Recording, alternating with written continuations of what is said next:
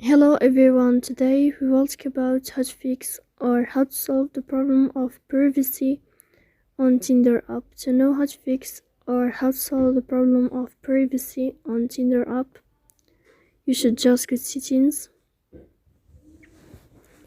In the first, you can go to the window of apps and you can click on Tinder app.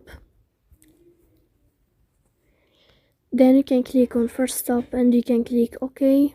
After that, you'll enter to the window of storage. Here you can click clear cache. Don't click clear data because that can cause you errors or can delete your account. In the end, you can turn off your phone and you can wait a moment to turn on your phone again to fix that problem. So please don't forget to support us by like and subscribe. See you next time in another video, and thank you for your attention and your watching.